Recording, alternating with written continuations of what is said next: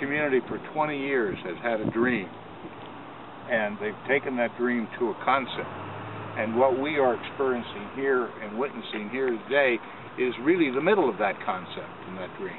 It's not nearly as complete as it will be 5 and 10 years from now, and probably a future generation will come by the street, look over here and see the beautiful residential and business development, and they'll wonder how it happened.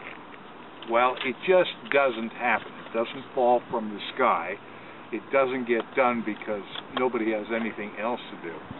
It gets done because people with good thoughts, stick-to-itiveness, and focus go to work, and they don't allow politics to get involved. Now, I ask the question on politics because so often you will find communities that are for something, and then it gets to be sort of a negative idea in the minds of some people, and the whole group gets together to defeat it or stop it. I've got one community right now that has a $7 million sewer project that suddenly the people elected don't want to do it. So they're sabotaging the doing of it. That can happen. It didn't happen in Taylor. What happened in Taylor was a very progressive idea and thought has been developed into a concept, and now we're just at the throes of the beginnings of seeing that concept come to real fruition.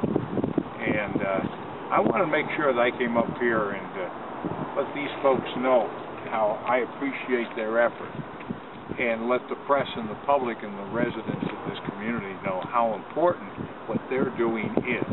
It's going to affect future generations of this area. Who knows what will come out of this site 10, 20, 30 years from now. One of the ideas that I threw out here very quickly, there's a tremendous need to build new communities with the gas find. Wouldn't this make a beautiful community for 400 families to live in? And now we have the capacity for that to be done.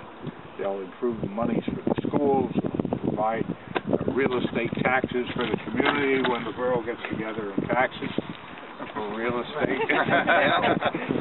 But those are all good things that will help people, and it's going to be a win-win-win situation.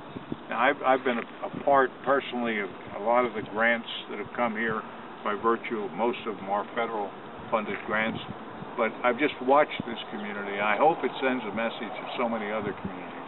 Take a look at what Taylor has done and is doing.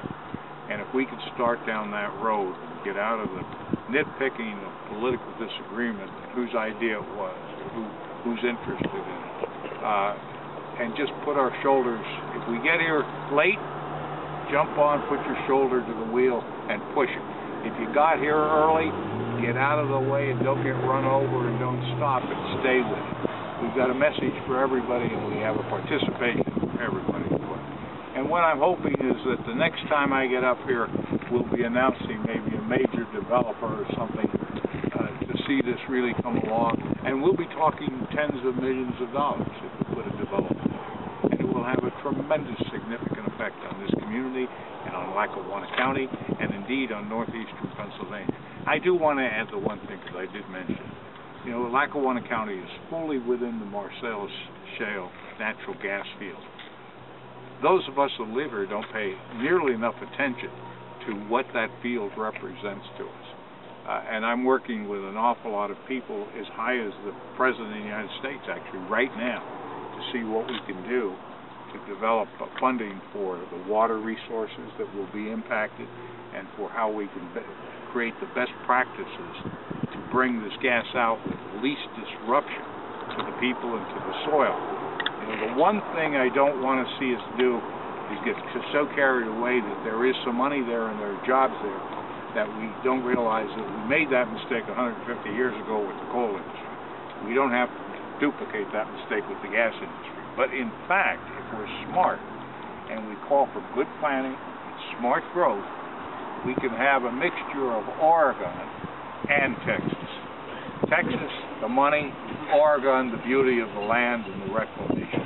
What the gas field, to me, depicts is it has a potential value, the largest gas field in the world potentially, has a potential cash value of $1 to $7 trillion. $1 trillion.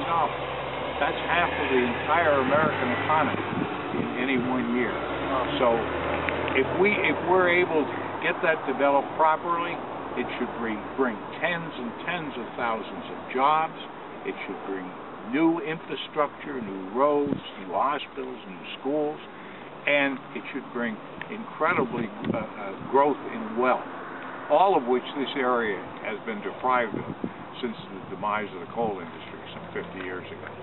So we're actually experiencing a rebirth in northeastern Pennsylvania. And I hope conceptually in ideas and dreams, witnessing in Borough Taylor, what we can all do and how we can all participate in that rebirth. So I just wanted to associate myself with it because I think it's so damn important and so exciting to me. Unfortunately, I know I won't live long enough to see it all go, but I have a good mind and a good dream, and I can see part of it going. But as you look out over these fields, you think, well, we'll ultimately be here. It's all as a result of these elected gentlemen, their predecessors, and their successors. And too often we don't take the time to say, gentlemen,